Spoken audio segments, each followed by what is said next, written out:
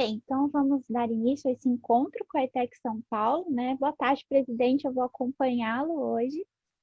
E sintam-se à vontade para se manifestarem no chat, tá? Falando, eu quero fazer uma pergunta sobre qualquer temática. Antes, eu vou só exibir aqui para vocês o nosso banner, tá? Com algumas marcas que nos apoiam. Então, aqui a gente fica o nosso agradecimento, tá? As marcas e logomarcas que nos apoiam para a execução do nosso projeto. Então, quem gostaria de fazer a primeira pergunta ao presidente? Pode ser o professor? Claro, professor Eliezer, fique à vontade. Presidente, boa tarde. É um prazer muito grande ter o senhor aqui com esses digníssimos alunos. E, de imediato, assim, eu vivi essa época, eu vivi Plano Real, eu vivi todos os 8 anos da sua presidência.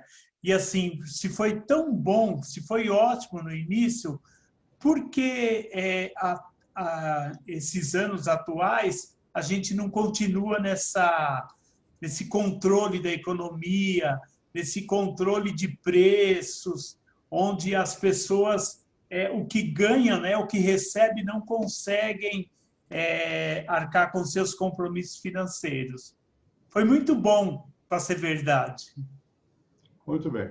Vamos lá. Primeiro, antes de ser presidente, eu fui ministro da Fazenda. Sim. O presidente se chamava Itamar Franco. Bom, quando eu cheguei no Ministério da Fazenda, o que havia era uma situação de grande descontrole. Os preços variavam muito, a inflação era enorme. Hoje a inflação é pequenininha comparada com aquele tempo. Aquele tempo podia subir 2%, 3% por dia. Subia, disparava e tal. Então, o primeiro problema que eu tive que enfrentar como ministro da Fazenda era tentar controlar a inflação. Bom, existiam algumas experiências no mundo sobre como é que se controla a inflação, não sei o quê. Eu não sou economista, eu sou de sociólogo, de formação eu sou sociólogo, mas eu conhecia um pouco de economia. Eu tinha trabalhado na Comissão Econômica para a América Latina, que é o órgão das Nações Unidas, com um economista argentino muito conhecido chamado Raul Preves. Bem, então eu tinha uma certa noção. E eu sabia também que era preciso ter uma boa equipe. Então, a primeira coisa que eu fiz, quando eu era ministro ainda, foi convidar pessoas competentes. Isso não é tão simples quanto parece. Os mais competentes têm opinião. E, às vezes, não concordam com a opinião daquele que é o chefe. Você tem que saber que você é chefe, mas não é Deus. Você tem que ouvir a opinião do outro, tem que compor as diferentes propostas de solução e tal. E, sobretudo, como eu era senador, eu sabia também que era importante convencer o Congresso e convencer o país. Então, o que eu fiz como ministro da Fazenda e continuei fazendo como presidente da República foi, primeiro, ter uma boa equipe, não ter medo dos meus assessores, nem dos meus ministros.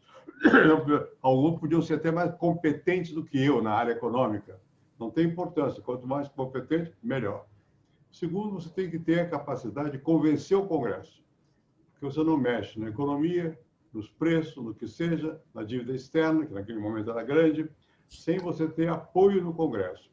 E terceiro, o Congresso só reage positivamente à ordem recebida, ou à demanda apresentada pelo governo, quando o povo está de acordo. Então, você tinha que ter também que explicar à população. Eu levei muito tempo explicando o que era a inflação. Porque as pessoas pensam que basta controlar o preço. Não tem como controlar o preço, é difícil. Controla o preço sem ter mercado negro. Você tinha que ter um mecanismo que evitasse o que alguns tinham tentado no passado, que era controlar o preço e por aí conseguir controlar a inflação. Não é assim. Você tem que controlar o gasto público. O nosso orçamento, o governo, gastava muito mais do que recolhia, ficava endividado. Então, quando o governo está fraco, a inflação pode vir com mais facilidade. E quando há erros econômicos do passado, explodem na sua mão. Então, o que nós tentamos fazer foi o chamado Plano Real, que era uma maneira de dizer de que modo nós iríamos controlar a inflação e pedir apoio ao povo, para que o povo entendesse. O povo são todos, são os empresários, mas também são os trabalhadores, são os donos de casa, enfim, tivesse uma capacidade didática de falar, explicar. Foi isso que eu fiz. Agora é a mesma situação. os preços começam a se mover. Eu não sei se o presidente vai fazer, e cada um faz o seu jeito, mas o ministro da Fazenda, ou quem seja, mas se ele não tiver a capacidade de explicar o que está acontecendo com veracidade e não tiver apoio, não adianta, não vai funcionar. E não adianta você tabelar o preço. Tabela, vende no mercado negro, cria o mercado negro na hora. Você tem que deixar que as forças do mercado se acomodem até certo ponto, porque se o governo não dá o sinal também não vão se acomodar. Não é que o mercado resolva. O mercado tem que ganhar dinheiro. É a função do mercado. A função do governo não é ganhar dinheiro, é fazer com que o mercado não explore um pouco. É difícil. Então, é essa a função. Foi isso que eu tentei fazer. Com o Plano Real, conseguimos alguma coisa, seguramos até hoje. A inflação existe, mas é pequenininha, ninguém presta mais atenção. Naquele tempo, você recebia o salário, 100. Não, 100 valia 50, porque tinha sido 50% da inflação. Então, ia embora o dinheiro. Né? Isso acabou. Não acaba para sempre. Isso aqui o governo preste atenção, não fique muito endividado. Nós estamos agora muito endividados. Não fique muito endividado, que o governo deixe as forças do mercado operarem, que eles tenham confiança no governo e que haja competição entre os produtores. Se não houver competição, se você deixar um mercado e você tem monopólio, está na mão de um só, esse um só vai querer ganhar dinheiro. É da natureza humana, quase. Né? Para ver, no mundo capitalista é assim. Então, você tem que evitar que isso aconteça. É isso que eu posso dizer, que foi o que eu tentei fazer. Qual é a próxima? Muito obrigado. O nosso professor Luiz Borges já está aí, ele é o nosso economista. Vamos lá.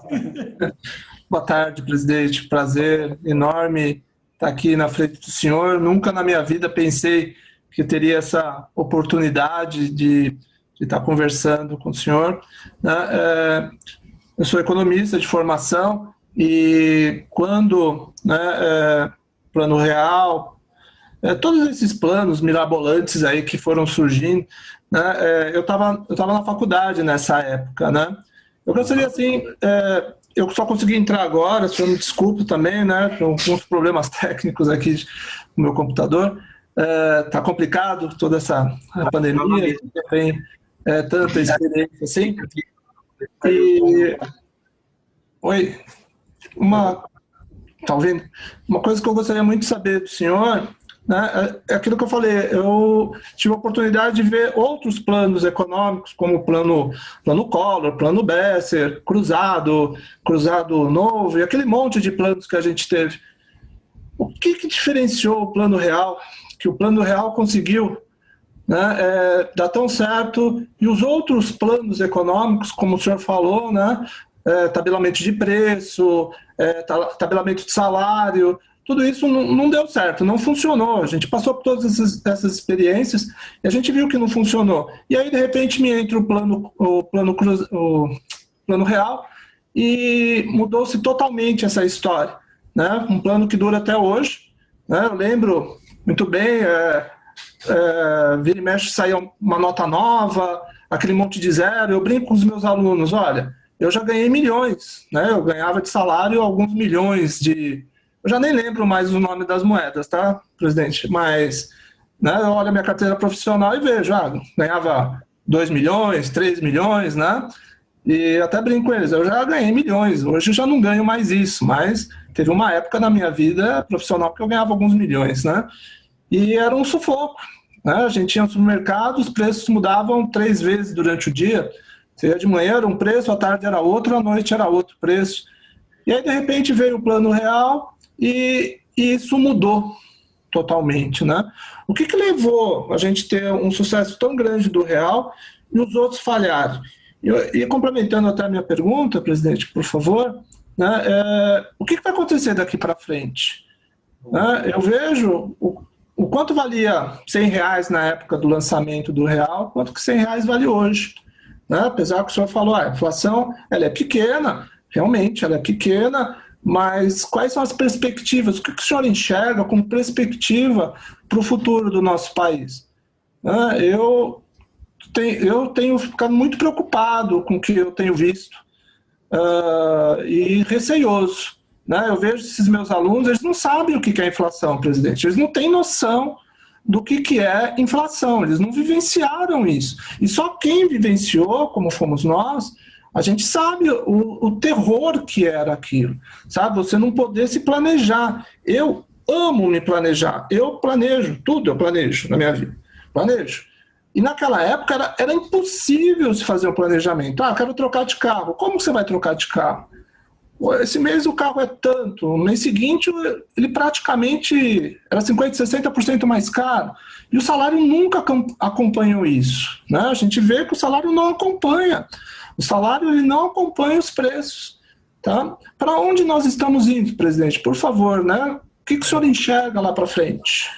Vamos lá. Primeiro, você tem sorte, você é economista, eu não sou. Eu conheço o pessoal. Mas imagina, né? Não, é que eu tenho mais vida. Eu vou fazer 90 anos no ano que vem. Então, eu tenho muito tempo de vida. Né? Viu muita coisa. Viu subir e descer, preço, governos, etc, etc. Uhum. De fato, você disse aí, é verdade. Quando eu cheguei ao Ministério da Fazenda, primeiro eu era ministro do exterior. Eu estava feliz, estava viajando, estava nos Estados Unidos, quando o presidente me telefonou e disse, vai montar o ministro da Fazenda. Eu não faça isso, presidente. O homem está tentando acertar, mas não houve jeito. Está sentado ou está em pé? E por quê? É porque eu vou nomear você ministro da Fazenda. E não faça isso e tal. Fui dormir mal. Quando acordei, era minha mulher. Você agora é ministro da Fazenda. Bom, o que eu vou fazer? Ministro da Fazenda, eu digo, fiz um discurso, voltei dos Estados Unidos para cá, e fiz um discurso esse mesmo dia, dizendo que o Brasil tinha 3 grandes problemas. O primeiro era a inflação, o segundo era a inflação, e o terceiro era a inflação. O que era? Isso que você descreveu aí era a nossa realidade. Bom, como é que nós vamos acabar com a inflação? Todo mundo tentou acabar com a inflação. Muitos planos, você disse aí, é verdade. A questão era muito mais de entender que a inflação era produzida pelo excesso de gasto do governo, que gastava mais do que podia. E portanto, que não adiantava você prender o boiadeiro no campo, porque não eram eles os responsáveis. Eles podiam ser beneficiários, porque a inflação é um imposto que as pessoas não sentem, ou melhor, os ricos não sentem, e os pobres pagam o preço. A inflação concentra a renda na mão de quem já tem. Bom, então você lutar contra a inflação, no fundo, é acabar com uma mamata. Essa mamata, em parte, é o público, é o governo que usa o dinheiro abusivamente que ele não tem, faz dívida, mas, em parte, são as pessoas que ganham muito, como se diz, exploram os demais. Tem que acabar com a inflação. Havia já muitos planos. Não adianta você inventar só um plano. Você tem que explicar, eu mencionei isso aqui, à população, o que você vai fazer. Ou você ganha confiança do povo e dos que tomam decisão pelo povo, no Congresso e nas empresas, ou não adianta. Você não consegue. Bom, então eu levei, por isso que eu ganhei, na verdade, muito tempo falando, explicando, né, o que era a inflação, como é que nós íamos acabar com ela, qual era o mecanismo, que o governo não ia gastar mais do que recebia, enfim, essas coisas. É muito difícil. Porque o que está acontecendo agora? O Brasil está com déficit. Quer dizer, o governo, quando chega no fim do ano, aumentou a sua dívida. A dívida está crescendo. Até um certo ponto, essa dívida vai crescendo e as pessoas não sentem no seu bolso. Mas quando chega a um certo ponto, primeiro, os que são credores, quem vai emprestar o dinheiro, dizem, não, eu só empresto se o juro subir. Uhum. Eu não tenho certeza que eu vou receber de volta o meu. E o juro sobe. E o juro sobe e afeta os preços aqui dentro. Então, quando começa aí a dívida a pesar e você começa a ter orçamentos públicos que não tem de onde sair o dinheiro, aumenta o imposto, tem limite, não consegue aumentar além de certos limites que o povo não tem. Bom, então aí começa a apertar a margem de manobra dos governos. Então, o principal é você olhar para o próprio governo e de segurar. Não é fácil, porque todos os ministros querem gastar. É natural que queiram gastar. Então, o papel do ministro da Fazenda é desagradável. Tem que dizer não. Ou do presidente, depende como seja o jogo, né? Mas tem que dizer não aos gastadores. Como é que você vai dizer não à educação? É muito difícil, não pode. Então, tem que dizer o que tem prioridade e o que não tem prioridade. Eu sempre tive na minha cabeça que certas áreas populares são fundamentais. Você não pode mexer nessas. Ou melhor, não são elas que entram em primeiro lugar no aperto. Tem que ser em outros setores. Esses outros setores que você vai apertar têm poder. Eles vão reagir. Vão botar no jornal que está tudo errado, você está fazendo uma coisa que não serve, não sei o quê. Vão reagir. Você tem que ter capacidade de resistência. Por isso tem que ir ao Congresso. Tem que ter apoio no Congresso. Quando o Congresso te apoia e quando o presidente tem noção das coisas e segura a peteca, bom, então aí é impossível começar a ajeitar, né? Foi o que eu tentei fazer com o Plano Real. Eu não tentei inventar a roda, já se sabia. Houve muitos planos que fracassaram, mas não fracassaram porque o plano em si era mau. Muitos que trabalharam comigo tinham trabalhado no plano cruzado, que era um plano anterior ao Real. Eles sabiam como funcionavam as coisas. Eu não precisava aprender de novo, bastava você ler aquelas coisas, saberia o que fazer. O problema é convencer o que se chama os agentes econômicos e públicos, os funcionários, os empresários, os que vão comprar, de que a coisa vai dar certo. Há uma certa aposta. E no começo é dúvida. Ninguém tem muita certeza. Mas você vai. Você tem que ter um comportamento público, tem que explicar o que vai acontecer. Nós estamos longe de uma situação desesperadora no Brasil, mas começa a ter sinais preocupantes. Você começa a ver, veja, você nem lê isso no jornal, podem ver lá, a dívida pública está aumentando. Nós estamos em 80%, 90% de tudo que se produz num ano. Pois já é muito. Por que está aumentando a dívida pública? Porque o governo não segura o gasto. Quando não segura o gasto, acaba estourando tudo. E acaba aparecendo isso sob a forma de que os preços sobem também, a inflação, né? Então, é preciso segurar o gasto público, né? E é um momento que a inflação, que você, para combater a inflação, tem que apertar o cinto. Agora, apertar o cinto de quem? De quem tem cinto frouxo. Não é de quem não tem, de quem já está com o cinto apertado, né? Então, é muito complicado fazer isso. Você tem que, ao mesmo tempo, explicar aos que vão, aos sindicatos, trabalhadores, qual é a sua política, o que você vai fazer, que não vamos apertar o cinto agora, vamos deixar como está, daqui a pouco talvez tenha que apertar, e os que têm investimento e tal, tem dívida, vão ter que pagar a dívida, e o governo vai ter que começar a gastar apenas o que ele recebe. Não é fácil, todo governo deve um pouco, e aí não tem importância dever, né? Agora nós temos uma pandemia, eu estou com medo, estou em casa, velho, esse bicho gosta de matar velho, é um perigo. Todo mundo está em casa, muitos estão em casa, né? Muito bem. Mas nós estamos vendo o que está acontecendo. Daqui a pouco você vai ter, o governo vai ter que tomar algumas medidas duras. Tem eleição aí. Se o governo ficar com medo de tomar medidas duras, porque tem eleição, vem a inflação. Depois desse aperto, vem a inflação. Quer dizer, as forças do mercado começam a agir por conta própria. É preciso ter sempre o governo tomando decisões, fazendo com que as pessoas entendam e deem apoio ao governo. Às vezes elas não dão apoio sem entender. Mas depois, quando chegar no bolso, quando os preços começam a disparar, ficam contra. Tem que ter coragem. É muito importante para quem governa ter coragem de ser impopular num dado momento. Não sempre, porque você não faz nada. Mas num dado momento tem que fazer o que é necessário. E como é que você faz o que é necessário? Explicando. Não é por maldade, você tem que mostrar. Eu vou fazer isso, que isso vai acontecer, isso e isso. Era o que eu tentava fazer. Então, eu acho que agora o que está acontecendo é que, de novo, o governo é uma coisa muito longe do povo. Você vê o ministro da Fazenda, vai lá ao Congresso, fala umas coisas, nem eu entendo. Acho que nem ele. Fica meio perdido, né? Enfim, e a dívida cresce, a dívida pública está crescendo, né? No meu tempo, a dívida era externa. Agora, a dívida é mais interna. São brasileiros mesmo quem estão financiando o governo. Mas também tem externo, mas menos, do que tinha no meu tempo. Bom, são coisas que vão pressionando, né? E você tem que ter a capacidade de mostrar que tem um caminho que as pessoas vão ter que aguentar algum tempo em algum sofrimento, né?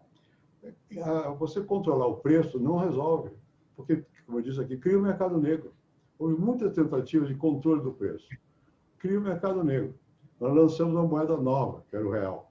No dado momento, ela valia mais do que $1. Quando valia mais que $1, eu fui ao presidente, que era o Itamar Franco, e disse: olha, presidente, a coisa está ruim. Porque quando a moeda nacional passa a valer mais do que o dólar, é complicado, porque isso vai terminar, não termina bem. Tem que ficar mais ou menos estável. Mas, normalmente, o dólar vale mais do que o real. Mas não, agora subiu, hoje está 5 e qualquer coisa. Já é muito. Já é muito. Tem sinal, tem luz amarela acendendo aí. É claro que quem está governando sabe. O que o Luiz está fazendo não é tonto, a gente tem noção do que está acontecendo. Mas tem que ter apoio político para fazer o que é necessário. E apoio político você só consegue quando você explica ao povo e o povo fica de acordo. Eu me cansei de ir à televisão, à rádio, ao jornal, dar entrevista todo dia, falar na porta do ministério, ir ao Congresso, chamar o ministro, explicar aos outros ministros o que nós estávamos fazendo, por que eles não podiam gastar tanto. Não é fácil, é uma briga. Porque, no fundo, quando começa a inflação, chama-se em economês, é um conflito distributivo. Quem é que pega um pedaço maior do bolo? É disso que se trata. E quem pega o pedaço maior do bolo, nessas horas, é quem tem mais poder. E quem tem mais poder são os mais ricos, em geral. Né? Não são os mais poderosos que têm armamento, são os que têm mais riqueza. E não pode, você tem que segurar. Né? E tem que ter apoio. Se não tiver apoio do povo, claro, não consegue. É isso. Olá, presidente, boa tarde. O senhor citou em uma das respostas, acho que foi a primeira resposta para o professor Eliezer, que um dos maiores conflitos foi ter que explicar para os grandes empresários e para o povo o que era o Plano Real e como iria funcionar. Na visão do senhor, o que foi mais complicado? A aceitação e a explicação para os grandes empresários ou para o povo? Não, você tem que ter uma certa capacidade de falar de modo que o povo entenda. Se o presidente não tem que ter um ministro que tenha. E o povo não vai entender, coisa muito complicada. Você tem que simplificar, tem que falar de modo que a gente fala normalmente, não tem que ser afetado no modo de explicar. Os empresários têm interesse, e eles entendem mais depressa as coisas, mas olham sobre a ótica, eu vou ganhar ou vou perder. O povo está perdendo, já está perdendo. Né? Então, eu acho que o mais importante é que você tem o povo do seu lado.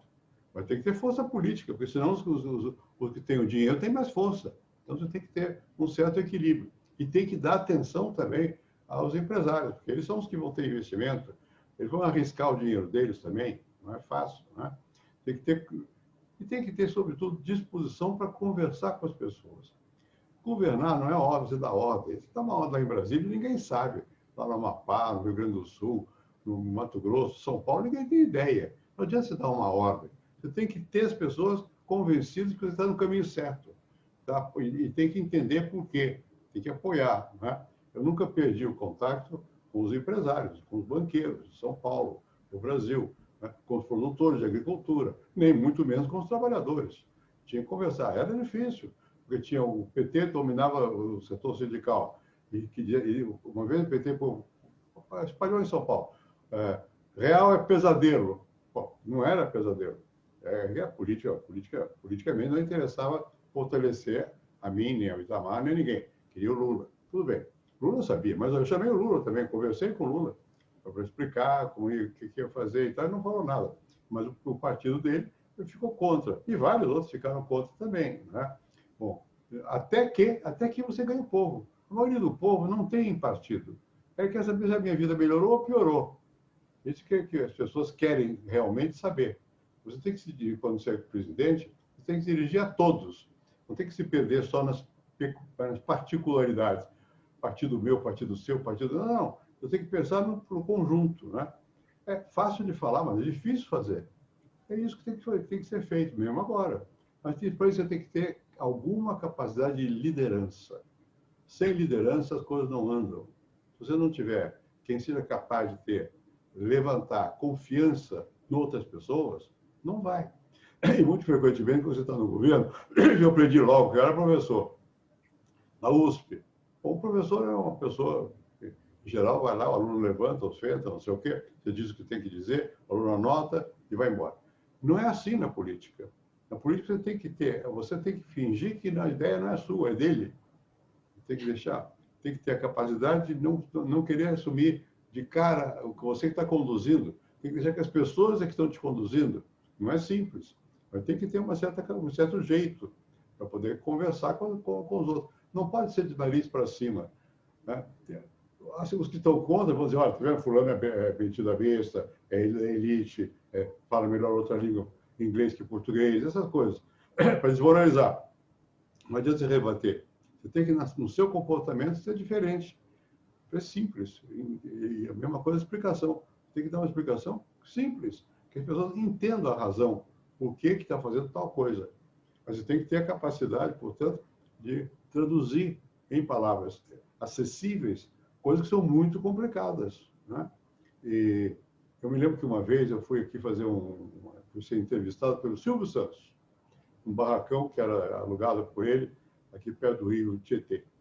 E eu fui lá. Cheguei lá, eu era ministro. Então, cheguei lá, no camarim botar, sei lá o quê, maquiar e tal, e ele dizia, repete que eu não entendi nada. Esse homem não entendeu nada. Quando entramos no auditório, e no caminho ele me diz, olha, você vai falar para uma idade média dos alunos, os ouvintes aqui tem 12 anos. Ele chegou lá, deu um show, ele tinha entendido tudo e sabia expressar. Essas coisas tem que ter humildade. O fato de você ser presidente ou ser ministro não quer dizer que você saiba explicar. Você tem que aprender a explicar, a ser simples.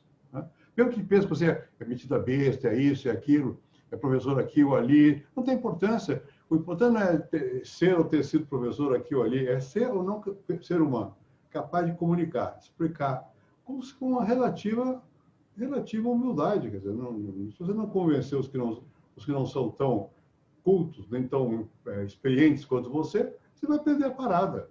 A inflação não é diferente disso. Qualquer coisa na vida pública é assim. Ou você ganha o apoio das populações, de algum setor da população, ou você vai perder a parada. Hoje em dia, a gente vê muita influência da mídia, né? Tipo, sempre na opinião pública. E hoje em dia, acho que a grande parte da mídia, ainda mais que afeta mais o público, está contra o nosso governo atual. Na sua época, quando o senhor criou o Plano Real, e com esse fato também de ter que explicar e atingir o povo no geral, a mídia te apoiou bastante ou não? Não, no começo, não, né? No começo é sempre difícil. Depois, quando a mídia percebe que você vai ganhar a parada, você não tem que se preocupar muito com a mídia. Preocupar com as pessoas. Porque aí depois a mídia muda de opinião também, né? E no final eu conseguia um bom contato com a mídia. E sem a mídia não se chega a mídia ampla. Agora você tem uma vantagem, tem a rede. Você vai direto, você põe lá o que você quer. Mas tem fake news, tem mentira na rede, né? No meu caso, toda hora eu vejo lá, toda hora que eu não olho, mas vejo, tem um apartamento em Paris. É mentira, não tenho. Eu também não vou perder tempo de desmentir aqui, aí, porque não adianta. Isso faz parte do jogo do poder. Né? Bom, a mídia é um pouco assim. Mas, no geral, eu acho que é muito importante que quem exerce função pública tem que explicar a mídia. Porque tem que ter paciência, tem que ouvir. E também não pode se irritar, porque falou mal de você. Todo mundo fala mal de todo mundo. Você tem que ter um rumo. Eu dizia isso sempre quando eu estava no exercício do poder. Precisa ter rumo. Qual é o rumo? Quando você perde o rumo, você não sabe para que lado vai, você tem dúvida sobre qual é o futuro, se alguém já me perguntou sobre o que vai acontecer, a gente não tem certeza. Você tem que dar alguns palpites sobre o que está indo, para que lado estamos indo. E isso não é só no Brasil, porque o Brasil não está isolado, está no mundo. Você tem que ter uma noção do que está acontecendo no mundo. Quando o presidente não tem essa noção, tem que ter um ministro que tenha essa noção. E ele tem que dar força a esse ministro para que ele explique as coisas, né? Eu acho que é muito importante, no caso do Brasil, que nós somos um país presidencialista, que as pessoas vão muito na conversa dos mais importantes. É necessário que o presidente tenha noção do que está acontecendo, não só no Brasil, mas no mundo, e saiba qual é a nossa posição, o que nós queremos. Agora, por exemplo, tem a China, tem os Estados Unidos, tem a Europa, tem a África, tem a Ásia, não sei o quê. Qual é a nossa? Quem governa tem que ter em vista o interesse do país. O país não é o Estado, é o povo desse país. O Estado é parte disso, mas é o povo desse país. Qual é a vantagem que você pode tirar para o povo do seu país no fato que o mundo é polarizado, tem mais de um polo? No meu tempo também havia polarização. Portanto, que o presidente seja capaz de falar com essa gente. Houve um dado momento que eu tinha relativa intimidade com vários presidentes. Pego o telefone e falo. Mas eu falo a língua deles também, porque eles não falam nossa. Português é uma língua isolada. Né? Você tem que ter uma certa capacidade. Às vezes o presidente não tem essa capacidade, não teve a formação para isso. Mas é o ministro que fale. Tem que ter alguém que esteja no mundo. Né? Hoje em dia, estar no mundo é saber pelo menos espanhol, inglês e, se possível, uma língua oriental, um chinês ou um russo, que eu não sei. Mas seria bom que alguém soubesse, porque são fatores importantes do jogo do poder. Em geral, a língua hoje universal é o inglês. Mas o espanhol é importante, porque você está nesta região. Você tem que falar com o pessoal daqui e tem que ter intimidade com eles. Tem que poder pegar o telefone e falar, né? Eu fiz isso inúmeras vezes, fiquei amigo sou até hoje, de vários líderes do Brasil, do Clinton, por exemplo, que era dos Estados Unidos, é meu amigo até hoje, né? Uns estão presos, o Menem, também tinha um bom relacionamento com ele na Argentina, com o antecessor dele também. Enfim, política e condução da economia é um processo político. Não é você ter técnica só, você ser capaz de ter apoio. Política é isso. Você tem que lidar com pessoas. Quem não tiver capacidade de lidar com as pessoas, não tiver a simplicidade de dar ouvido ao outro, não vai para frente. Nem na política, nem em nenhum lugar que requeira esse tipo de ação. Ouvir o outro é muito importante. Muitas vezes, quando eu era presidente, ministro, qualquer coisa assim, as pessoas diziam: e você está falando com todo mundo? Com todos que eu puder. Que eu estou ouvindo. E se eles vão estar de acordo comigo, é outra questão. Em geral, na frente do presidente, estão de acordo. Depois vão lá fora e criticam. Eu sei que é assim, mas não tem importância. Tem que falar como se não fosse assim. Os mais importantes têm que ter a capacidade de fingir que desaparece diante de qualquer um, para ouvir. É muito difícil conversar com alguém que tem poder. Conversar assim, dizer o que eu penso mesmo, né?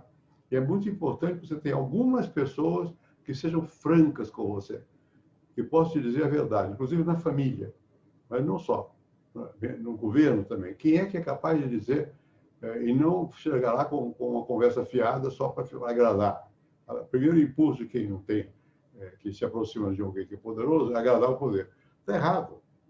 A pessoa que está no poder tem mais vantagem em conversar com quem seja franco. Franco não quer dizer desaforado. Não precisa ser desaforado. Não deve ser. Mas tem que ser de dias como está vendo, né?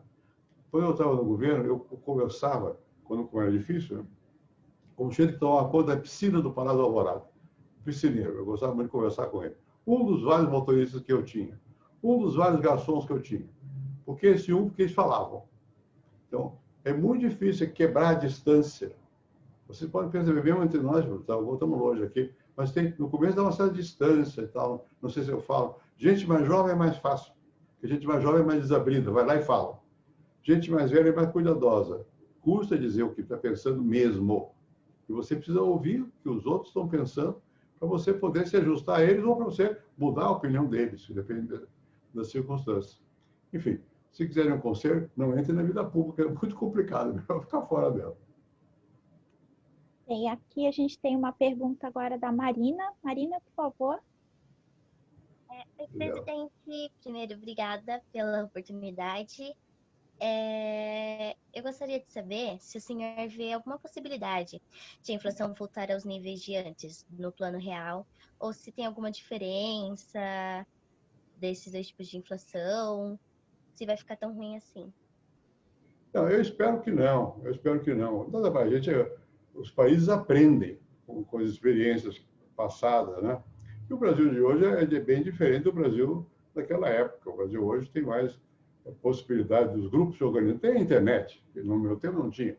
Eu começava a ter internet, eu tinha acesso de internet, mas era raro, ninguém usava. Hoje tem. Então, você hoje, querendo saber, você sabendo ler o que sai na internet, aprende uma opção de coisas, né? Então, o mundo hoje é bem diferente, né? Você no meu tempo ainda tinha o resquício do que foi a Guerra Fria. Eu não tinha mais, mas havia um certo temor da esquerda. Hoje, no Brasil, o temor é de autoritarismo, não é de esquerda, qualquer que seja o lado, esquerda ou direita. Eu não creio que haja temores propriamente, porque nós temos mais um enraizamento das crenças na democracia, nós temos uma Constituição. Eu fui membro fui um dos relatores dessa Constituição atual, e era uma coisa importante, ter uma norma democrática, não sei o quê. Hoje tem, você nem percebe que tem, mas tem, né? Hoje não existe o que tinha, não no tempo que eu era presidente, mas antes, que era medo do poder, medo da repressão, medo da polícia, medo dos soldados, essa coisa toda. Hoje não tem. As pessoas são mais livres hoje, né? E mais ainda, a gente tem mais informação. Qualquer um de vocês tem mais informação, na média, do que as pessoas da idade de vocês tinham no meu tempo, né? Isso é bom. Você tem uma sociedade mais informada. Isso requer também dos dirigentes, a necessidade deles explicarem a vocês, a todos, o que vão fazer. né? Mas, enfim, não acho que nós estejamos na iminência de um descontrole da economia, não acho. Acho que a economia tem recursos, nós aprendemos com a história, né? Existe hoje uma situação mais salutar do ponto de vista econômico do que no passado. O que nós temos, como tão grave quanto sempre tivemos, é a distribuição de renda. Tem muita pobreza. E agora, na pandemia, a pobreza fica mais visível. E o desemprego. No tempo que eu era presidente, era o tempo que a economia crescia. Mal, mais ou menos, dependendo do ano. Mas a economia crescia. Hoje você vê que ela não está crescendo. E as consequências são visíveis, não é questão de teoria. Vai ao centro da cidade, tem gente desocupada. Eu moro aqui em Higienópolis, que é uma área mais ou menos boa de São Paulo. Na rua tem gente pobre, dormindo na rua. Então, isso é grave. Quer dizer, quando terminar a pandemia, vai ter muita gente sem emprego, porque as empresas estão fechando, as pequenas empresas estão fechando, né? Enfim, então nós vamos ter pela frente algumas dificuldades da área social, que nós já tínhamos, mas vou agravar. O que nós temos de vantagem? De qualquer maneira, tem uma coisa que você nem percebe, mas que existe, é o SUS, Serviço Único de Saúde. Isso é importante, né? Eu era constituinte quando nós discutimos muito essa questão de fazer o SUS. Foram os médicos de esquerda, na verdade, do Rio, os que mais queriam fazer o SUS. Antes não tinha. Você não tinha, agora já tem. É bom? Não sei se é bom, você vai lá, eu uso o SUS. Eu uso um hospital que é do SUS. Bom, mas você foi presidente, trata bem isso, quero que me trate. Mas o lençol é o mesmo, a cama é a mesma, a enfermagem é a mesma. E chama-se Hospital do Rim que eu uso. É razoável, né? Eu não tenho nada no Rim, não. Eu uso que eu tenho amigos lá. É razoável, né? Enfim, você hoje tem mais instituições que, olha, o serviço, uma luta que eu tive grande no meu tempo de presidente e antes também, era toda criança na escola. Até tinha um slogan, toda criança na escola. Hoje estão todos praticamente na escola. Mas não estavam, havia, sei lá, 10, 12% fora da escola. É difícil esse finalzinho, você botar todos na escola. Isso é uma coisa importante, porque você está preparando o futuro. Quem não tiver uma certa formação, uma certa trabalho, uma profissionalização, vai ter dificuldade. Vai ter de qualquer maneira, vai ter maior quem não tem esse tipo de treinamento. Hoje, pelo menos, eu tenho escola. Eu acho que coisa importante realmente é saúde, é escola, é casa para morar, é transporte e é acesso ao trabalho. Isso implica em reforma agrária. Eu me empenhei muito pela reforma agrária. Por quê? Porque eu via como era, eu conhecia a situação do campo. É difícil, tinha o boia fria. Hoje nem se fala mais de boia fria. Mas havia muito boia fria, pessoa que comia nas fábricas também, comia na calçada. Aqui, perto de onde eu moro, havia indústria na Água Branca, no Matarazzo, na calçada, na hora do almoço, parava todo mundo que eu comia o lanche que vinha de casa. E a situação de saúde e de alimentação, de educação, coisas básicas da população, são importantes. Eu acho que é tão importante quanto qualquer outra coisa que o governo queira fazer. Então, é muito importante estabilizar a moeda, porque ela afeta a condição de vida do povo. Mas não é em si para cuidar da economia. A economia sabe se cuidar de si. O governo tem que olhar mais para as pessoas. Como é que as pessoas estão? Né? Estão melhorando? Estão piorando? Aqui melhoramos no conjunto, mas há problemas. E virão problemas sérios pela frente. Porque ao lado do que está acontecendo aqui da pandemia, nós estamos assistindo também uma grande transformação tecnológica. Nós estamos falando, eu não sei onde vocês estão, nem vocês sabem onde é que eu estou. Na minha casa, cada um está na sua casa, e nós estamos comunicando-nos. Eu costumo dizer, quando eu estudava filosofia há muitos anos, aqui se dizia, tinha uma frase de um famoso filósofo francês chamado Descartes, né, que dizia que era muito importante que as pessoas tivessem a razão, que a razão era bem distribuída no mundo. Bom, é claro que é importante bem distribuída a razão, mas é também muito importante hoje a conexão. Hoje, quem, como dizia o Chacrinha, quem não comunica se estrumbica. Hoje tem que estar conectado. Os que estão conectados, são capazes de se conectar, são mais autônomos do que aqueles que não são capazes de se conectar. Isso tem alguma coisa a ver com a idade também. Para mim é mais difícil do que para vocês. Mexer na internet, ter acesso. Eu, por exemplo, Twitter. Eu uso o Twitter, tento usar. Mas eu tento aprender. Porque o Twitter não é para expressar um pensamento. Eu tento expressar, em poucas palavras, algum raciocínio. Tá bem. Mas não é isso, é para emprestar mais um sentimento, uma explosão. Né? Mas é importante que as pessoas usem Twitter, que tenham comunicação, que se expressem.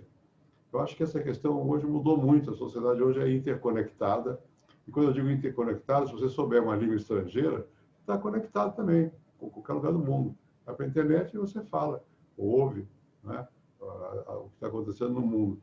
Quer dizer, é um mundo da informação, muito mais do que era no meu tempo de professor, e mais ainda, mesmo que no meu tempo de presidente, quando já havia um pouco de conexão.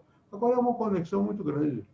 No tempo que eu era menino, jovem, viajar era um acontecimento, ia para o exterior. Agora não é mais assim. Tem muita gente que viaja, mesmo sem ser rico, vai para o exterior. Não sei o que, ver a diferença. O que é importante em viagem? Por que eu falei nisso? Porque é muito importante, lá fora ou aqui dentro, ver as diferenças. Nem todas são naturais. Não aceitar como natural o que não é natural. Essa desigualdade que nós temos no Brasil é chocante para quem já viveu fora do Brasil. Mesmo nos Estados Unidos, onde há muita concentração de renda também, mas a renda mínima é mais elevada que aqui. Não é só aqui, não. Lá também atua. Na Europa nem se fale. Se você for ver um país social, por exemplo, eu uma vez estava na Polônia, que é um país que era comunista nessa época. Eu fui porque eu tinha uma reunião, eu era presidente da Associação Internacional de Sociologia, tinha uma reunião lá. Eu tinha um amigo que era professor na França, eu estava morando na França. Eu disse a ele, eu vou lá e você nasceu lá, me arranja um contato. Ele me deu um contato com um autor, um cineasta, Vaida, fazia os filmes importantes. Eu fui à casa dele. Quando eu saí da casa dele, eu tinha medo. Por quê? Porque eu pensava no Brasil, e no Brasil à noite tem medo. Tem regiões que você pode andar, pode ser assaltado. Na Polônia não tinha isso. Ele tinha medo da polícia política, mas não do povo. São situações diferentes. É importante ver a realidade como ela é. Eu fui professor nos Estados Unidos muitas vezes. Uma certa vez eu era professor num lugar chamado Princeton, que é um lugar onde o Einstein trabalhou e tal, um instituto de estudos avançados, eu estava lá. Bom, eu fui a Nova York para a casa de um amigo meu, que eu vim encontrar com um amigo meu, na verdade, que me levou à casa da avó dele. Ele era nascido em Porto Rico. A avó dele era porto-riquenha. Ele tinha nascido já nos Estados Unidos, mas falava espanhol. Cheguei na casa dessa senhora, que era no Bronx, uma região de Nova York, lá em cima, depois do Harlem. E ela tinha uma cancela na casa, na janela, na porta da casa, e fecharam a cancela. Por quê? Porque ele vivia com medo. Quando ela saía de casa, ela chamava a gangue dos porto-riquenhos para acompanhá-la, porque senão os outros batiam nela. Isso nos Estados Unidos. E eu morava em Princeton. Em Princeton a gente dormia de porta aberta, porque não havia ladrão. E não tinha muro. A desigualdade é muito grande, depende da região. Então, é importante para vocês que têm hoje a chance de ver mesmo. Quer dizer, não é chegar lá para ver só a Torre Eiffel, muito bonita e tal, mas tem que ver, e o povo, como é que está? Como é que está vivendo? Qual é a diferença? Como é o nosso povo aqui? É a mesma coisa no Brasil. A gente tem que ver a realidade. Eu agora, ontem, eu fui com a minha mulher, minha segunda, porque a primeira morreu, que é uma moça do que eu fui para a Zona Leste. Fui até o estado do Corinthians. Não por causa do Corinthians, eu sou de passagem corintiano, mas não é por isso. Eu fui para que ela visse, que ela nunca tinha ido à Zona Leste.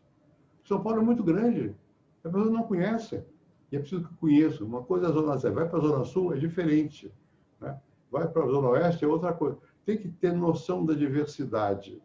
E você, para ter sentimento, para você poder expressar um povo, quando você está na política, e essa é a vantagem que os políticos têm, e são obrigados a ter esse conhecimento.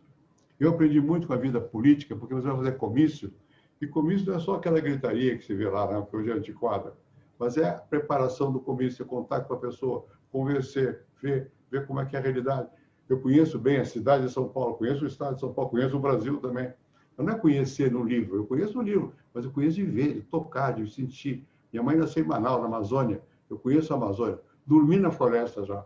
Eu dormi como era presidente, uma rede, num quartel, uma rede. Bom, mas por que eu fiz isso? Não era só para prestar homenagem aos militares, também era, mas era para eu também aprender como é que é a vida.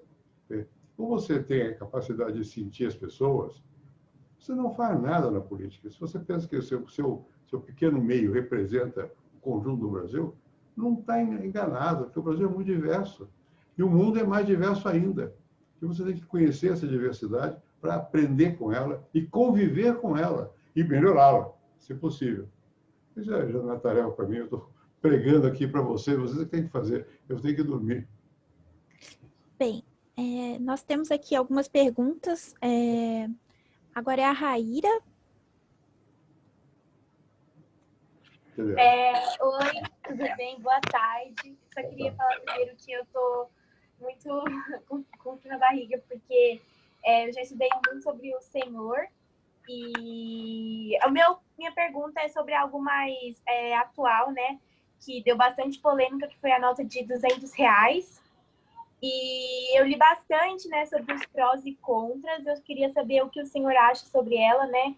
Porque, pelo que eu li, tem também meio que uma ordem que todos os países estão tentando eliminar um pouco do uso do papel moeda para acabar um pouco com... diminuir um pouco a corrupção, o roubo, porque o papel moeda estimula muito.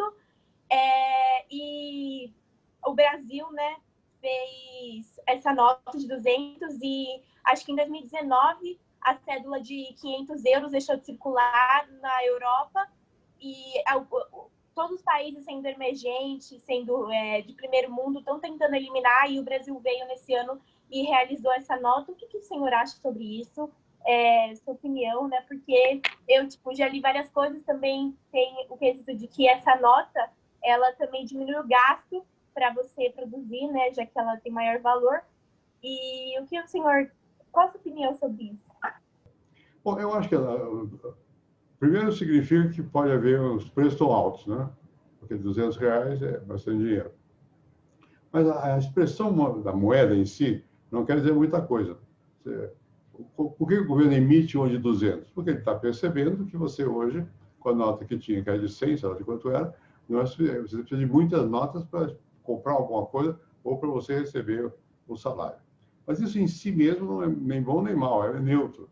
Um papel. A moeda é um papel. O que vale é o que está por trás da moeda. E o que está por trás da moeda? Está por trás da moeda não só o ouro que o governo tem, do Banco Central e tal, mas também o crédito do governo, a confiança que você tem no governo, nos mercados, de que alguém vai aceitar aquilo pelo valor de face. Está escrito lá. Quem emite? Eu posso emitir um cheque. O pessoal olha aquele cheque e diz, mas esse cara não tem esse dinheiro. Eu não vou aceitar o cheque. É uma coisa com a moeda. Se você achar, quando começar a dizer, bom, ele está botando 200 porque com 100 ele acha que é pouco, será que ele vai aguentar? Aí fica difícil.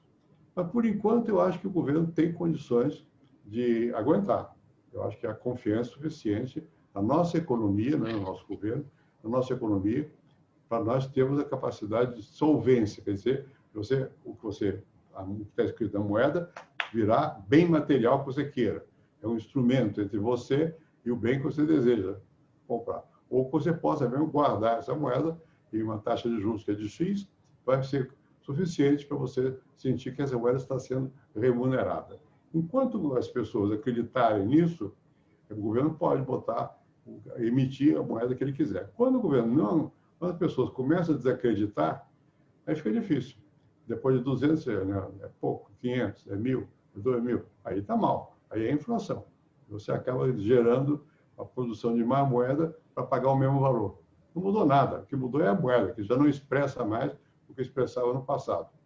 Em grande parte, a moeda como é que se fala moeda em certas línguas? Fidúcia. Por que fidúcia? Fidelidade, acreditar nela. Quando você receber 200, você começa... Porque já mais de uma pessoa me perguntou aí sobre 200. Começa a achar que... Não é que não está acreditando nos 200, não está acreditando que aquilo vale mesmo. Por que o governo está usando 200? Eu acho que o governo pode, ainda pode. Mas eu acho que é sinal preocupante, como muitos de vocês já perguntam, por que isso? Quando começa por que isso, começa a haver certa descrença. E quando você não acredita na moeda, ela acaba não tendo valor. Né? Aí você vai para uma outra moeda na qual você acredita. Né? Você vê o dólar. As pessoas acreditam no dólar. É claro que o governo americano não tem o correspondente em ouro ou dólar que ele emite. Mas você acredita que a economia americana tem capacidade para responder por aquele valor. Né? Bom, vai para o dólar. Isso é perigoso. Na época da inflação, todo mundo queria ter moeda ou libra, ou dólar, ou moeda estrangeira. Nós esquecemos disso aqui. Passamos a ter economias em reais, né? Eu espero que se mantenha. Quando começar a não acreditar mais que o real vai ter valor, ele perde valor, né? O valor é uma coisa, em parte, é confiança, não é só porque está escrito naquela moeda. Se tiver ouro, o ouro sobe o valor. Expresso em moeda, ele vai valer sempre mais.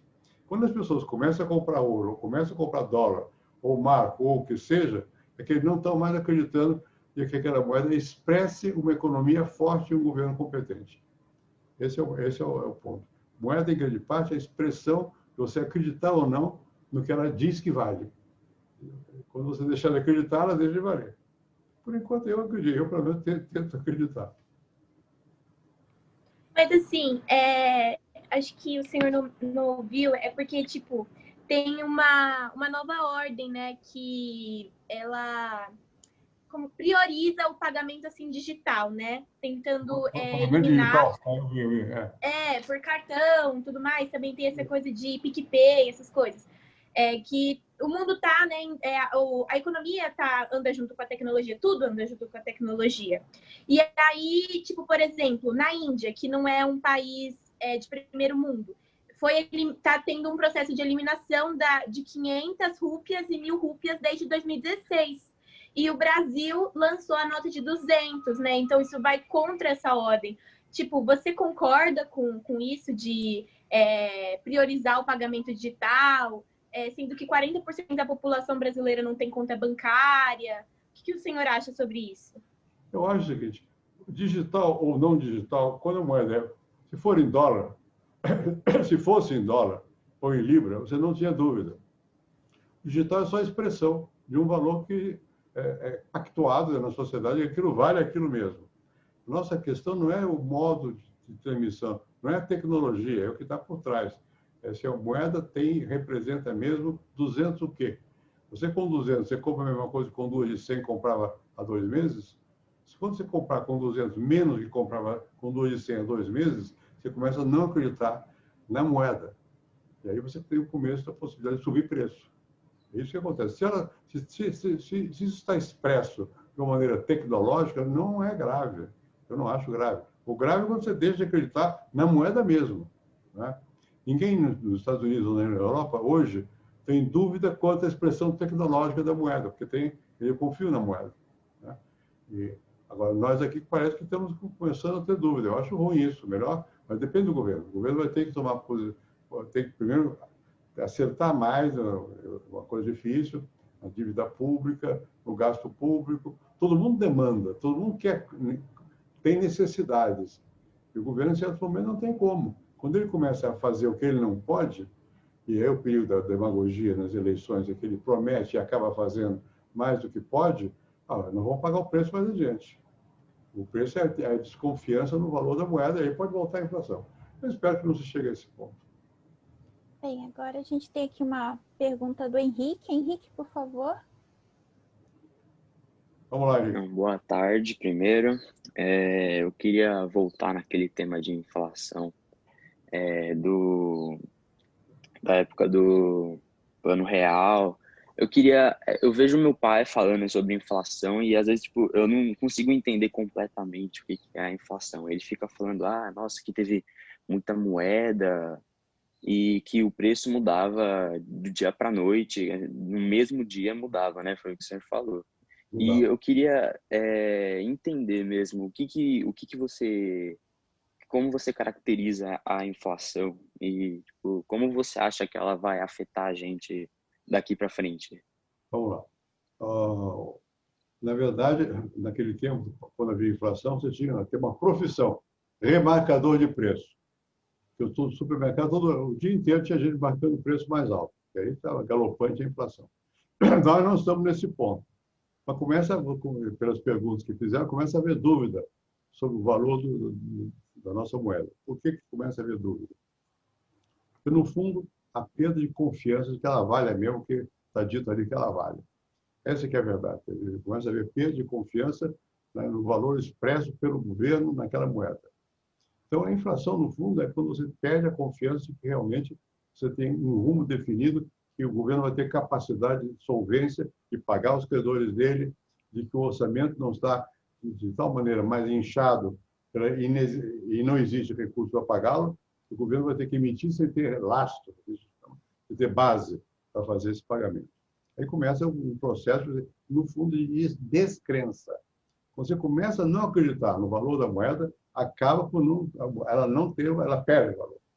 Não sei se eu disse aqui que moeda, em grande medida, é uma convenção. Essa convenção se sustenta na credibilidade. Por que você acredita no dólar? Ou quem acredita no dólar? Porque acredita que a economia americana e o governo americano têm capacidade de, num dado momento, que aquele valor está $50, vão valer $50. Quando você começa a dizer R$200 sob a forma de moeda, nota, não vão valer, eu não vou comprar o mesmo que eu comprava ontem, aí começa a dúvida. Quando começa a dúvida, começa o processo de desvalorização da moeda. Desvalorizar é desvalorizar, perder o valor. Ela não perde em si mesma, você que perde a confiança nela. Moeda é uma expressão de confiança, fidúcia, isso aqui. Tá? Então, para você reiterar que você confia na moeda, é preciso que você confie naquilo que a economia está produzindo, nas trocas que o Brasil faz com o mundo todo, no modo como o governo está governando, no modo como os empresários estão investindo, enfim, a moeda expressa, na verdade, uma relação social. O conjunto das pessoas que estão trabalhando, estão fazendo, isso aqui expressa alguma coisa que eu sei que vai acontecer. Bom, o que vai acontecer no futuro aqui? Então, vocês já expressaram mais de uma vez dúvidas sobre o futuro. Tá? Quando você começa a ter dúvidas sobre o futuro, é que as coisas não estão tão bem quanto parecem. Tá? Bom, cabe a quem? Cabe aos líderes da economia e do governo, e da política, e da vida em geral, voltar a acreditar. Para voltar a acreditar, tem que dizer, bom, eu estou de acordo com o caminho que nós estamos tomando. Como é que você começa a estar de acordo? Primeiro, se você sente para o seu bolso. Você sente que todo dia que você recebe não começa a não ser suficiente para os seus gastos habituais. Tá? Até chegar a perda do emprego. Aí é grave. Tem muita gente que está perdendo emprego.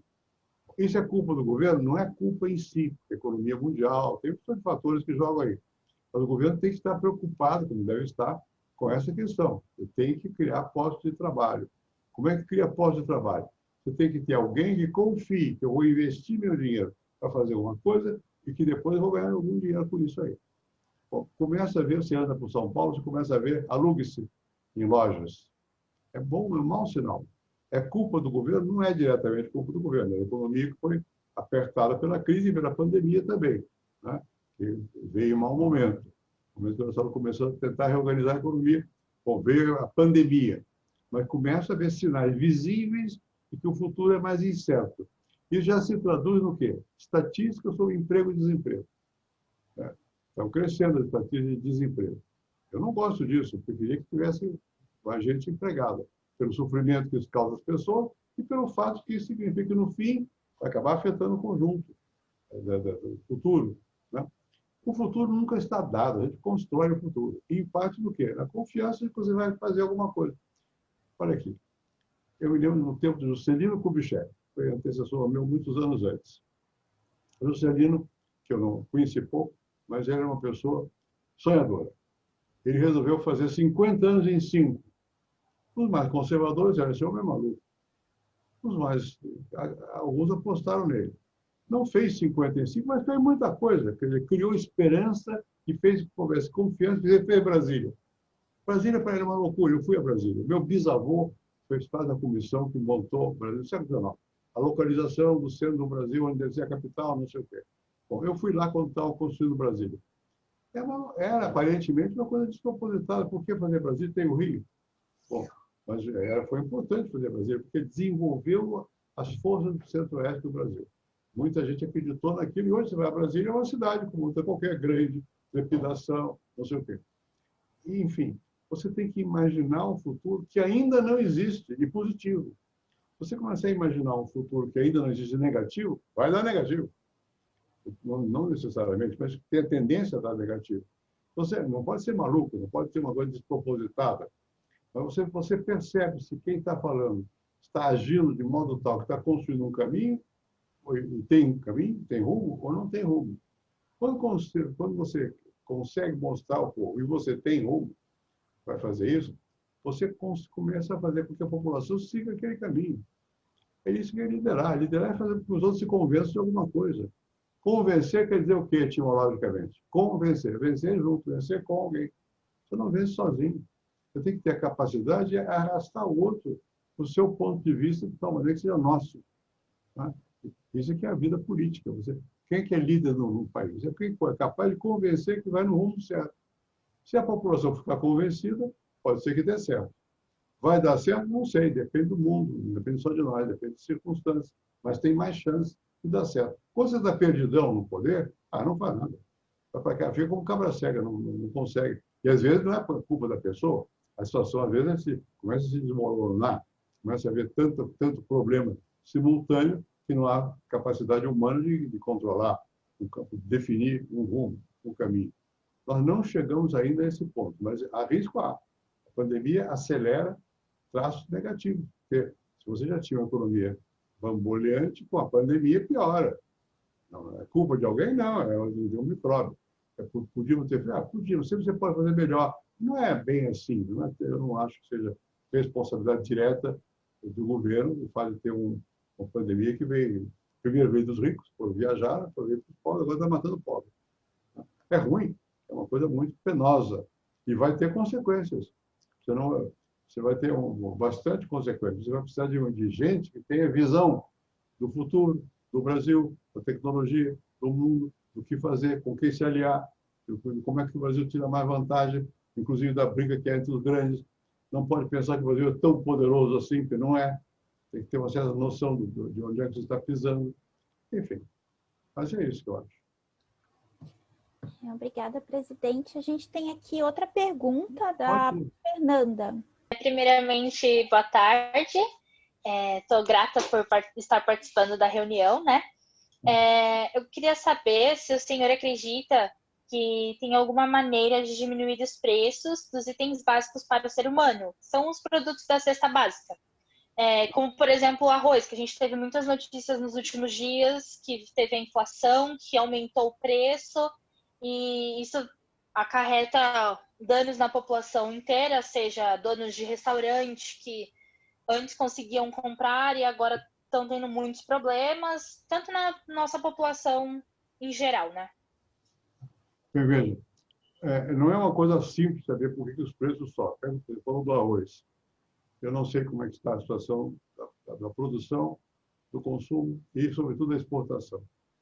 Porque quando o valor dessa mercadoria é maior lá fora, queiramos ou não, as pessoas que produzem vão querer ganhar dinheiro e vão exportar. Bom, cabe alguma ação? Cabe. Em certos momentos, o governo vai ter que interferir, direto ou indiretamente, para assegurar o abastecimento. Está se vendo que nós estamos vivendo um momento aqui no Brasil que é difícil para as pessoas, porque há um certo descontrole, seja porque as exportações vão bem, pode olhar as cifras de exportação. A parte agrícola vai bem, a parte de gás também vai bem e tal. E, não obstante, os preços estão subindo aqui dentro.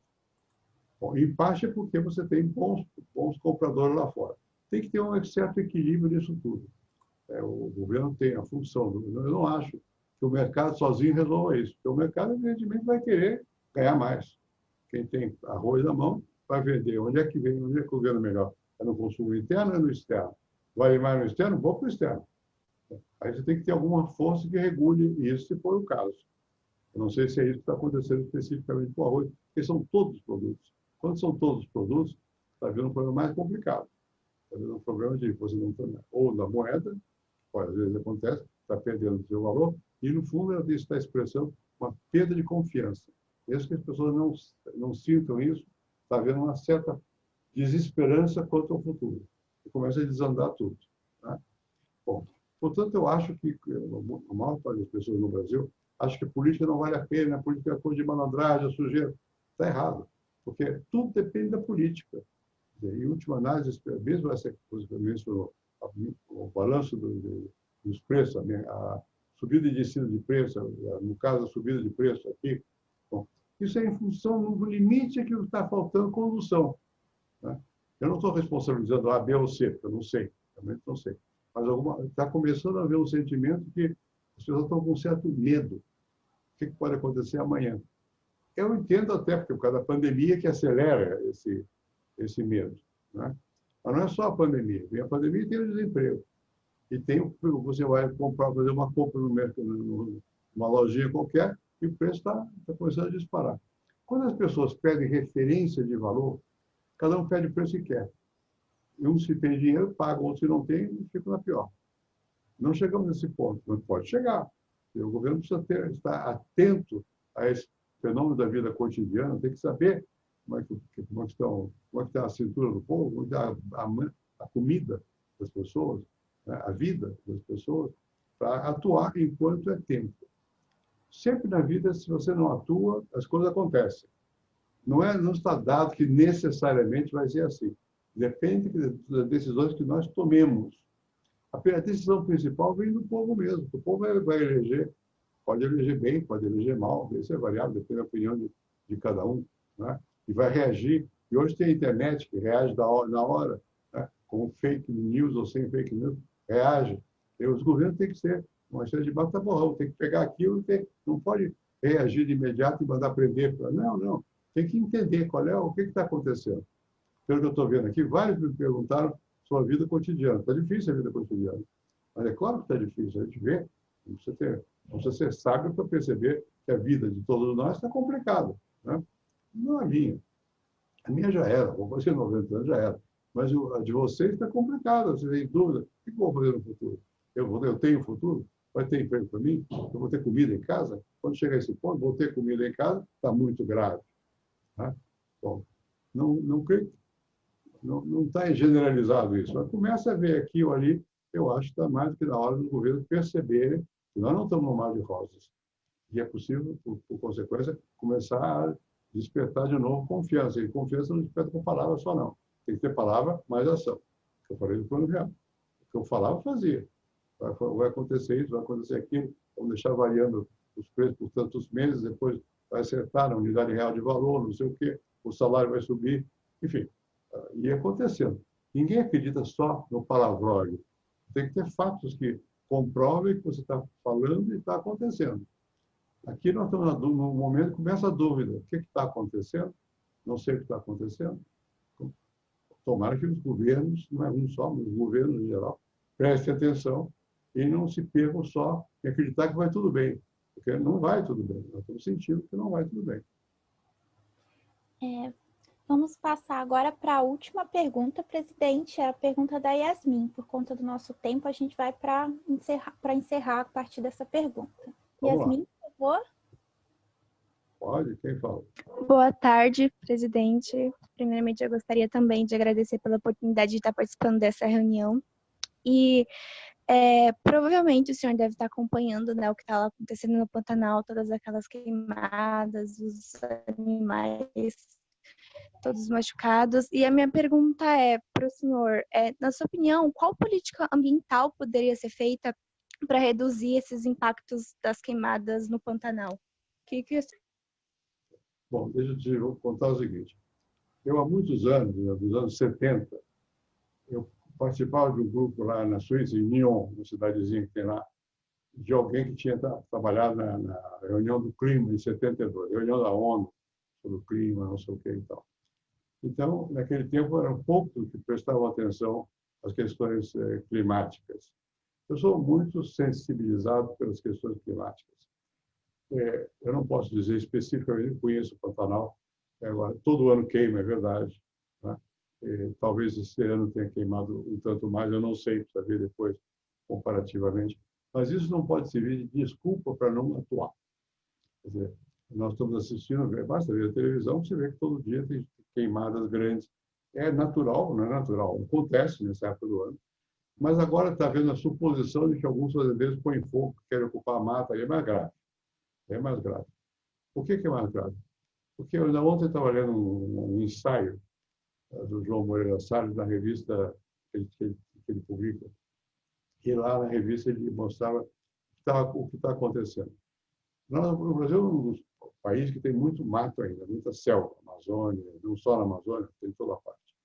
Bom, desperta a presença de vírus novos, como agora tem o coronavírus, não, eles não veio daqui, mas enfim, tem vírus que aparecem.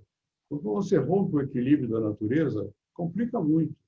E nós sempre rompemos, porque o ser humano, na verdade, foi, chama aspas, civilizar significa pegar o que era natural e transformar em uma coisa feita pelo homem. Bom, tem limite para isso. Nós temos que prestar atenção a esses limites todos.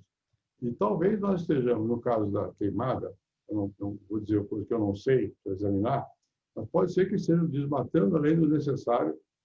A ganância seja tão grande, você queira queimar árvore para poder fazer pasto.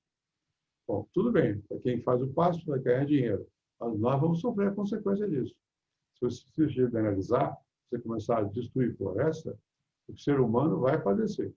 Eu acho que é preciso prestar atenção às questões ambientais, ao clima, as mudanças de clima estão acontecendo, não é demagogia. Eu participei de uma grande reunião na França sobre essa questão. Tenho certeza, não posso dizer, mas tenho convicção de que o clima está mudando para criar condições às quais nós não somos habituados e que podem ser negativas para nós. Então, é preciso ter um certo equilíbrio ecológico, manter o que é possível nesse equilíbrio. O Brasil tem tempo ainda para isso, mas por isso mesmo tem responsabilidade.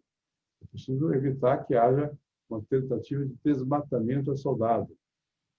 Nós vamos pagar um preço elevado por esse desmatamento assolado. Essas queimadas que eu reitero, não são de agora, todo ano tem, nessa época do ano, queima mais que em outras, mas estão aumentando. A proporção parece que está grande. É preciso, portanto, o governo atuar. O governo e a população, porque quem queima não é o governo, é a população. O interesse egoístico de cada um de nós vai lá e toca fogo. Eu sei que é difícil. Eu tive uma fazenda lá em Minas, eu tinha um amigo meu, que era meu sócio lá, e era uma luta. Por quê? Porque ele queria transformar o cerrado em pasto. Cerrado não serve para nada. Não serve para nada é modo de dizer. É uma parte da natureza. Não pode ser assim. Não é de agora. Faz 30 anos que eu tinha luta, tentar. Você tinha o conhecimento que você tem hoje. Quando tem o conhecimento que nós temos hoje, não dá para você desprezar os fatores climáticos. Você tem que respeitar a natureza. Não quer dizer que ela seja intocada, intocável, porque o ser humano, já disse aqui, a civilização toca na natureza, né? Mas tem que tocar com o cuidado necessário. Tem que replantar, não é a mesma coisa, mas tem que replantar, tem que ver como é que você mexe com a natureza com um certo cuidado. Porque senão nós vamos pagar um preço elevado, queiramos ou não, porque as condições climáticas vão mudando, e não são só as climáticas, as patogênicas também, as virológicas, as que vêm de micróbios. Todo lado você não sabe o que pode acontecer, né? Então, eu acho que toda pessoa que tem alguma consciência social tem que ter uma vertente nessa consciência, na dimensão dela, que não é só da economia, só do social, é também da natureza. A natureza faz parte do ser humano. Se você destrói a natureza, e olha que eu nasci no Rio, moro em São Paulo, não tem nada a ver com a natureza diretamente, mas eu acho que não é isso, vai acabar afetando, vai acabar nos afetando a todos, porque estamos mexendo no que nós não conhecemos. Estamos desorganizando alguma coisa que a vida inteira foi de um certo jeito. Eu sei que você cria a civilização mexendo com a natureza, mas tem que ir com cuidado. E aparentemente tem pouco cuidado. Nós todos temos pouco cuidado. Pega um cigarro, joga não sei aonde. Aquilo pode pegar fogo. Pega um fósforo e risca, pode pegar fogo, né? Enfim, tem que ter cuidado. E também, eu vi agora, infelizmente, uma pessoa que é do governo dizendo que são os animais que são responsáveis, a própria vaca, o boi. Tenha paciência. A vaca e o boi não tem nada a ver com isso, né? Nós somos responsáveis. E temos que agir em consequência com responsabilidade. Eu acho. Bem, vamos encerrar então, presidente. Muito obrigada, né, por nos brindar dividindo conosco a experiência e uma vivência, né? Eu acho que também a gente tem essa oportunidade sempre de ouvi-lo. Agradecemos à escola, né, a ETEC São Paulo, aos professores, ao coordenador Eliezer, ao professor Luiz Borges, aos alunos que trouxeram aqui tantas questões para dividir com a gente.